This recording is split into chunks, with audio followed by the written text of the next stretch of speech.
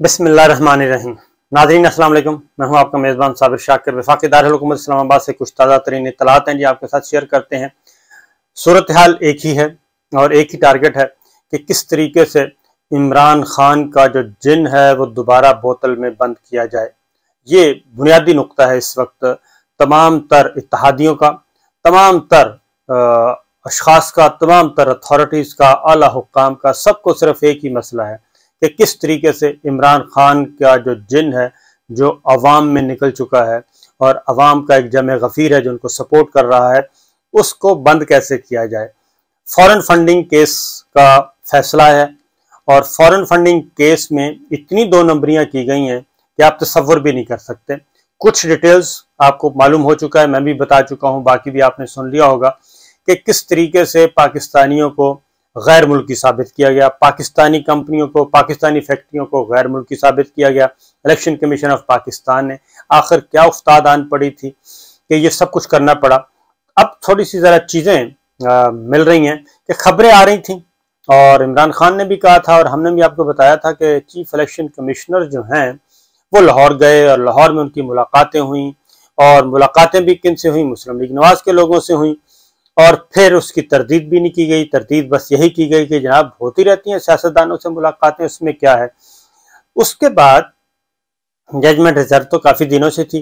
फिर मुस्लिम लीग नवाज का एक वफद और हुक्मरान इत्तेहाद का एक वफद मिलता है शाहिद खाकान अब्बासी साहब की सदारत में election commission of Pakistan, chief election commissioner को। फिर उसमें ये बात होती है और उसके चंद दिन के बाद ये फैसला आता है और फैसला भी जब सुनाया जाता है तो उसके दो ड्राफ्ट होते हैं। एक ड्राफ्ट में ये नहीं लिखा होता कि ये गवर्नमेंट को भेज दिया जाए, फेडरल गवर्नमेंट को, दूसरे में लिखा होता है वो चोरी पकड़ी गई। ये सारी चीज़ें पकड़ी जा चुकी हैं और ऐसा ही लग रहा है कि ये फैसला जो है ये डिक्टेट करवाया गया है मुबैना तौर पे और इस फैसले में काफ़ी जो है दिमाग इन्वॉल्व हैं, क्योंकि जब एक ऑथर एक फैसला लिखता है, एक ऑथर लिखता है और उसके पास सारा रिकॉर्ड होता है तो वो बड़ा सोच समझ के फैसले लिखे जाते हैं। आपको जैसे ये सुप्रीम कोर्ट ऑफ पाकिस्तान के फैसले आते हैं तो लेट होता जाता है, 1 घंटा लेट हो गया, 2 घंटे, 4 घंटे, तो पता चलता है कि वो सारे के सारा वेट हो रहा होता है। एक जज साहब देखते हैं, फिर दूसरे देखते हैं, फिर तीसरे देखते हैं। ये ड्राफ्ट ऐसा है कि इसमें को इतने ज़्यादा ब्लंडर मारे गए हैं कि तसव्वुर यकीन नहीं आ रहा कि ऐसा भी हो सकता है। और वो तमाम पाकिस्तानी, ओवरसीज़ पाकिस्तानी जो हैं वो बार बार सामने आ रहे हैं और मुकामी तौर पे पाकिस्तान में मुकीम है लोग, वो भी सामने आ रहे हैं। $100, $200, 10,000 रुपये, 15,000 रुपये, 27,000 रुपये, ये सारी चीज़ें। बहरहाल अब ये तो तीर कमान से निकल चुका है। अब इस वक्त हुक्मरान इत्तेहाद है, PDM है, जो कि पार्लिमान में मौजूद है और जो पार्लिमान के मौजूद नहीं वो भी सर जोड़कर बैठे हैं। फैसला एक ही है कि किसी भी तरीके से इमरान खान को फारिग करना है और पाकिस्तान तहरीक इंसाफ को पाबंदी का शिकार करना है, यानी कि तहलील करनी है, जमात ही ख़त्म कर देनी है, इस जमात का वजूद ही ख़त्म कर देना है। ना रहेगा बांस, ना बजेगी बांसुरी। अब ये बहुत अच्छा फैसला हो सकता है, सियासी तौर पे सोचा जा सकता है, ड्राइंग रूम में बैठ के ये सोचा जा सकता है कि जनाब ठीक है, इमरान खान को भी फारिग करें और पाकिस्तान तहरीक इंसाफ को भी फारिग करें।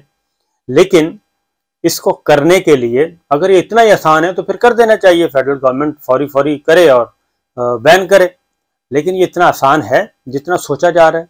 और इसका मतलब क्या है कि आप पाकिस्तान तहरीक इंसाफ को या इमरान खान को बैन करेंगे, इसका मतलब क्या है?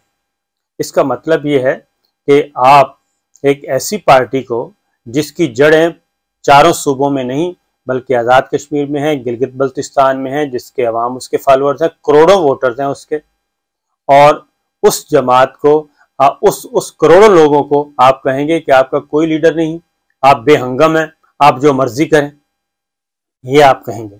और वो विफाक की वाहिद एक जमात है पाकिस्तान तहरीक इंसाफ, उससे आप इख्तलाफ कर सकते हैं, लेकिन वाहिद ऐसी जमात है इस वक्त पाकिस्तान तहरीक इंसाफ जिसकी आज़ाद कश्मीर में हुकूमत है, गिलगित बल्तिस्तान में हुकूमत है, खैबर पख्तूनख्वा में है, पंजाब में है, सिंध में उसकी नुमाइंदगी अच्छी खासी सिंध में मौजूद है, अर्बन और रूरल, उसके बाद बलूचिस्तान।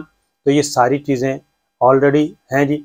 और उस जमात के बारे में ड्राइंग रूम में बैठ के सोचा जा रहा है, ड्राइंग रूम में बैठ के सोचा जा रहा है कि बस इसको फारिग कर दे। तो ये करना किसने है? ये करना है जनाब फेडरल गवर्नमेंट ने। और फेडरल गवर्नमेंट इस वक्त चूं चूं का मुरब्बा है। मौलाना फजलुर रहमान साहब जो कि पार्लियामेंट में है ही नहीं, वो तो चाहते हैं कि फिल फौर इस पे पाबंदी आयद कर दी जाए, फिल फौर नोटिफिकेशन कर दिया जाए, बाकी मैं चीज़ें संभाल लूँगा। उनको सिर्फ ये है कि खैबर पख्तूनख्वा उनको वापस मिल जाए, वहाँ पे कोई थोड़ा सा दाल दलिया उनका चले। ये मौलाना फजलुर रहमान साहब प्लान कर रहे हैं। और वो ये भी कह रहे हैं कि एक आध अहम नौयत की तब्दीली है, पोस्टिंग ट्रांसफ़र है, वो भी कर दें, उसका भी फ़ायदा मैं उठा सकता हूँ। ये चीज़ें हो रही हैं। अब 12 नहीं बल्कि 15-20 प्रेस कॉन्फ्रेंस अब तक हो चुकी हैं। इलेक्शन कमीशन के फैसले के बाद हुक्मरान इत्तेहाद की तरफ से 20 प्रेस कॉन्फ्रेंस हो चुकी हैं। पूरी काबीना इस पे लगी हुई है। पीपल्स पार्टी हो, मौलाना फजलुर रहमान साहब, सब अपने काम छोड़कर इस पे लगे हुए हैं। अगर इलेक्शन कमीशन ऑफ पाकिस्तान का फैसला इतना ही तगड़ा है तो फिर तो प्रेस कॉन्फ्रेंसों की ज़रूरत नहीं है, और फिर तो आप खामोशी से एक रेफरेंस भेजें, फेडरल गवर्नमेंट फ़ौरन भेजे reference supreme court of Pakistan और वो फैसला कर देगी। लेकिन ये इनको भी पता है कि बहुत सारी चोरियां पकड़ी जा चुकी हैं और इस इलेक्शन कमीशन ऑफ पाकिस्तान के फैसले में इतना झोल है जो इनके अपने माहिरीन बता चुके हैं। इतना झोल है कि इस बुनियाद पे जो मटेरियल दस्तयाब है, इस बुनियाद पे हम पाकिस्तान तहरीक इंसाफ को बैन नहीं करवा सकेंगे। और दूसरा, इमरान खान साहब को डिस्क्वालीफाई करवाना है 62-63 उन सर्टिफिकेट्स की बुनियाद पे जो कि सर्टिफिकेट्स हैं, बयान हल्फी हैं नहीं, और वो भी एक ऑडिट रिपोर्ट्स की बुनियाद पे उन्होंने सर्टिफिकेट।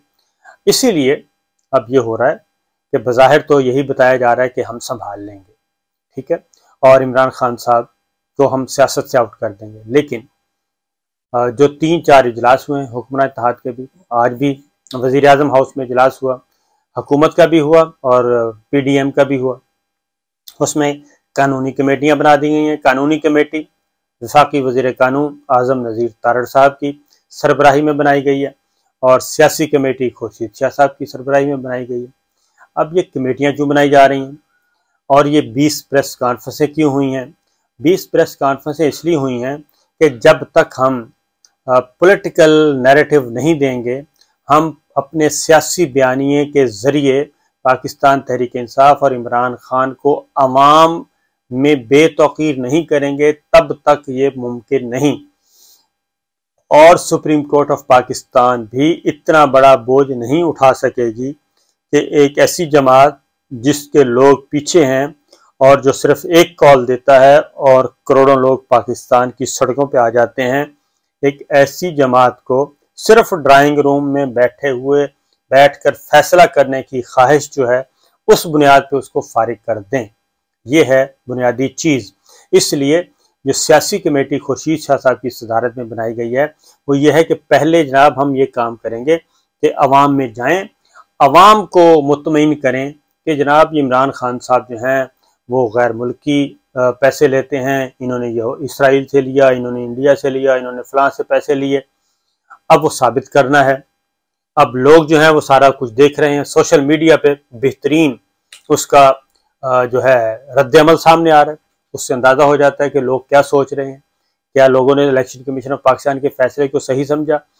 उसकी रीज़न ये है कि एक तरफ तो आप कह रहे हैं कि फॉरेन फंडिंग, चंद लाख रुपया आया, चंद लाख डॉलर आए और फॉरेन फंडिंग हुई, यानी कि बाहर से लोगों ने पैसा भेजा और वो भी भेजा पार्टी को, उस बुनियाद पे पार्टी को फारिग कर दें। दूसरी जानिब आप क्या कह रहे हैं, जो इस वक्त हुक्मरान इत्तेहाद है वो क्या कर रहा है, वो भी ज़रा सुन लें। कौमी असम्बली की प्रायोरिटी क्या है, सेनेट की प्रायोरिटी क्या है, वफाकी काबीना की प्रायोरिटी क्या है। वो ये कर रहे हैं आज ही, एक तरफ इमरान खान साहब को फॉरेन फंडिंग के जुर्म में, जो कि किया नहीं, और जो कि इलेक्शन कमीशन ऑफ पाकिस्तान का तजादात पर मबनी फैसला, वो सारे का सारा उस बुनियाद पे कहते हैं कि इसको फारिग कर दें। दूसरी जानिब कौमी असम्बली का इजलास होता है। कौमी असम्बली के इजलास में एक और नैब तरमीमी ऑर्डीनेंस मंजूर किया जाता है, तरमीमी कानून मंजूर किया जाता है नैब ऑर्डीनेंस में, और उसमें क्या कहते हैं, उसमें कहते हैं 50 करोड़ रुपए की करप्शन नहीं होगी। यानी इस वक्त आप कर लें 49,99,99,999 रुपए की करप्शन करें तो नैब आपको नहीं पकड़ सकेगा। हाँ, 50 करोड़ से ऊपर आप 1 रुपया भी करेंगे तो नैब आपको पकड़ेगा। ये आज कानून मंजूर हुआ है। 50 करोड़ रुपए तक आप गबन कर सकते हैं जी, खुली छुट्टी है तमाम। तो 50-50 करोड़ रुपए आप 3-4 दफ़ा कर लें तो बड़ा बेहतरीन काम है, अरबों रुपया तो बन गया, लेकिन नैब नहीं पकड़ सकेगा। उसके बाद एक और फैसला किया है कि जो जजेस हैं वो अपॉइंट करेंगे, एहतसाब अदालत के जजेस, वो अब सदर ममलिकत अपॉइंट नहीं करेंगे। ये इख्तियार भी वज़ीर आज़म को दे दिया गया है। वज़ीर आज़म कौन से हैं? शहबाज शरीफ साहब। शहबाज शरीफ साहब कौन है? शहबाज शरीफ साहब हैं जिन पे फ़र्द जुर्म आयद होनी है सितंबर में, और काफ़ी अरसे से जिस तारीख को फ़र्द जुर्म आयद होनी थी उस तारीख को उनको वज़ीर आज़म बना दिया गया। उनके बेटे को वज़ीर आला बना दिया गया। उनका एक बेटा मफरूर है। उनकी जायदादों की ज़ब्ती का हुक्म हो चुका है, ये अदालत कर चुकी है। तो वो वज़ीर आज़म फैसला करेंगे कि एहतसाब अदालतों में जज कौन से लगाएंगे। उन एहतसाब अदालतों में नैब में केसेस कौन से हैं? केसेस भी इन्हीं के हैं, उसमें पीटीआई का कोई भी नहीं है, सब पीपल्स पार्टी, मुस्लिम लीग नवाज, ये सारे इन लोगों के केसेस हैं। ये खुद ही जज अपॉइंट करेंगे, खुद ही जज लगाएंगे और खुद ही उनके सामने फिर इनके मुकदमे जाएंगे।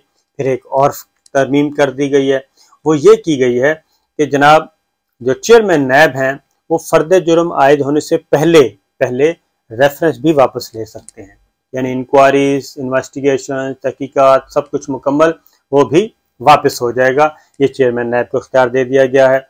चेयरमैन नैब को अपॉइंट किया है इन्होंने।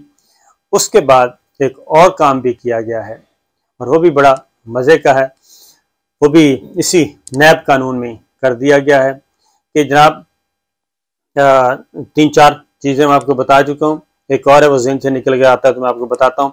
तो ये नैब कावानीन हैं जो कि तब्दील किए जा रहे हैं, कर दिए गए हैं, मंजूर हो चुका, और उस वक्त मंजूर किए गए जब कोरम पूरा नहीं था, यानी कि चंद लोग मौजूद थे। जमात इस्लामी के मौलाना अब्दुल अकबर चित्राली वो बार बार कहते रहे, दुआइयाँ देते रहे। डॉक्टर फहमीदा मिर्जा कहती रही कि जनाब अपने बंदे तो पूरे कर लें। कोरम पूरा भी नहीं था और वो नैब ऑर्डिनेंस का तरमीमी कानून भी मंजूर हो गया।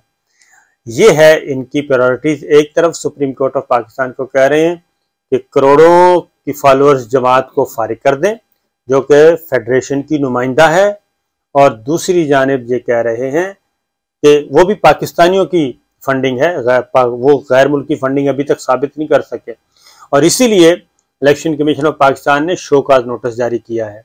अगर ये इतना काम आसान है तो फिर तो कर देना चाहिए जी, फौरी फौरी। तो फंसे हुए हैं, मुकाबला टाइट है, एक तरफ ये है और एक तरफ ये है। ये आपको मैं बता चुका हूँ। कौमी असम्बली के अजलास की आज की कार्रवाई ज़रूर मुलाहजा कीजिएगा कि उसमें क्या हो रहा है। दूसरी जानिब मुल्क भर में क्या है जी, ट्रांसपोर्टर्स हड़ताल पे हैं। 2 दिन से, कल पहिया-जाम हड़ताल थी, आज उन्होंने रोड ब्लॉक कर दिए हैं, और उसकी वजह यह है कि जो टैक्स लगाए गए हैं, इनकम टैक्स है, टोकन टैक्स है, और इनकम टोकन टोल टैक्स इजाफा किया है। 300 रुपये फी सीट से बढ़ा के 4000 और 6000 और 8000 रुपये फी सीट तक लेके गए हैं टैक्स, जिसकी वजह से ये सब कुछ कर दिया गया है। और हालात इस वक्त ख़राब से ख़राब तर, मईशत बद से बदतर, और कोशिश की जा रही है 1.1 अरब डॉलर आ जाएं IMF से, उसके बाद अपने ललों तलों पे खर्च करें और कुछ और आ जाएं तो ये कर लिया जाए। तो अभी जी मैच बड़ा फिट किस्म का फंसा हुआ है।